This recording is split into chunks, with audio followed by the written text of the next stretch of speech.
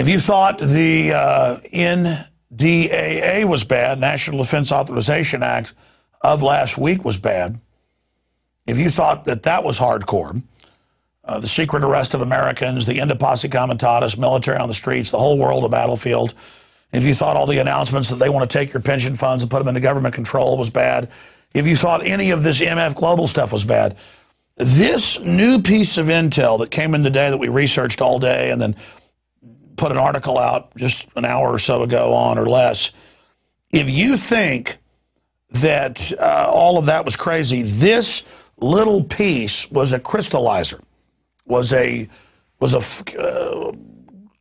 real indicator of just how serious things are. And what am I talking about? Well, there it is on screen right there. Exclusive government activating FEMA camps across America, across the United States.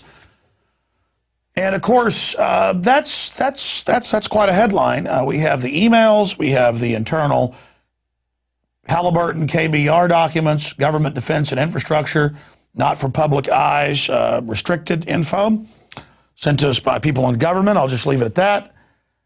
And it's got the 5 regions for the FEMA camps, and it talks about barricades and barbed wire and armed guards. And it says that they've built the camps and that now they need to get ready to staff them, and that they need to be ready within a 72-hour period for the guards and the people in the canteen with the food and the launderers and just the whole 9 yards. There it is. So they've been setting this up for more than 2 decades, and now they started earlier in the year, back in February of this year, advertising for upwards of 100,000 internment specialists here in the United States, and now we're learning where they'll be at. Now this particular manning of the camp is your local sports stadium, your local FEMA center. These are 300-person camps to 1,000-person camps where they then interrogate you and go over things, and then you're sent off to the 1 million-man camps that we're going to be breaking down. But I tell you what, I did a whole report on this. Oh, thank you, Marcos. Appreciate that water. I've done a whole report on this that's coming up. But I suggest that you do what anybody with common sense, and of course our listeners, I think I have a little extra common sense, I would call your friends and family right now. And I would tell them to mosey on over to Infowars.com so they can see this information. And I would tell them to get this information because it's a lengthy article that Kurt Nimmo and I put together this afternoon. It goes over all of it. And it's got links to films and congressional hearings and admissions of all of this. And so I want to challenge everybody to call their friends and their families now and realize that the new economy is to put tens of millions of people, we already have the biggest prison population in the world, in this archipelago, this giant chain of facilities all over the country. Because it's all there. All the government documents, all the government admissions, a civilian inmate labor camp program run by the Army, where they're at, all the details down to how they're going to break the families up and where the children go and the forced inoculations and everything. The executive orders, the legislation, the congressional hearings. But I tell you, Glenn Beck used to giggle and laugh a couple years ago. He really enjoyed that. Where for over a month he built it up that I think FEMA camps are real. We've done an investigation and we're going to expose it on this date. Then the date would come and he's, oh, I'm sorry, we're not ready, but it's bad what we're finding. And then a day later, after saying, oh, we have popular mechanics, the yellow journalism specialist of the famous family of yellow journalism that wrote the book on it. They made a movie about it with Orson Welles, Citizen Kane. And they came out and they said that, oh, I did research, none of it's true, it's all fake. And they said, look at this website, it's a photo of a North Korean prison, doesn't exist here. And look at this website, You know, they say that this train station is a FEMA camp. And I had even predicted a few days before that they would go with that straw man attack because I'd sent them all the information. I could see what they were doing. And this is the military-industrial complex absorbing America and basically declaring a police state and reinstituting a form of slavery. They ship drugs in, they make laws where if you use the product that they ship in, you go to prison. And you work for 25 cents an hour, and the good old boys get on talk radio and say, good, make prisoners work. But did you ever think it's taxpayer paid for, the profits are privatized off of slave labor, you got 4 million plus people working in slave labor, and they work for below, on average, 25 cents an hour? What's that going to do to your wages? You think China's driving down your wages? You think Mexico? You think India? You think Paraguay is driving down your wages? At least there, it's pretty much a prison, but the families are getting something. This is people in prisons that are taxpayer paid for, and then the profit is off of somebody working for 25 cents an hour or less. Telemarketing, furniture, license plates, refurbishing computers. And by the way, the Japanese-American main group has come out and said they're worried about the NDAA and secret arrest of Americans and all the rest of this. I mean, it just boggles the mind that all of this is happening. And then on the heels of the NDAA, they've built the camps, they've admitted the camps are going in, and now they want the personnel to man them. And they say you've got to be signed up starting next year in February, and you've got to be ready from them on out. You're given a basic contract to be standing by to man the camps. So they're paying groups now to man the camps. I mean, let me think. They've been building the camps for decades. They've been keeping them quiet, but they're on old military bases and private facilities. That's admitted now in the Emergency Centers Establishment Act. It documents that our analysis was spot on. It's exactly what we had seen them building and constructing, but we were only piecing it together and reverse engineering, and it confirmed it all and more. In fact, it stunned me how accurate we were with the pieces we had. But now all the pieces are in the jigsaw puzzle. And so these things are in place. They build a bunch of them, small ones, medium ones, huge 1 million person camps. I mean, that's a big city. That's a camp the size of Austin, Texas. I mean, my God. And it talks about the civilian inmate labor camp. It says you're going to work in these. And I've heard Michael Savage years ago say, we're going to make these people that are in the camps work. We're not going to pay for you. No, I know you're going to work for nothing and then displace everybody else's jobs. I mean, I guess the slave camps that Walmart and others have bought their goods from in China, they're just going to move them here now. And, of course, who cares if the Constitution says all this is wrong?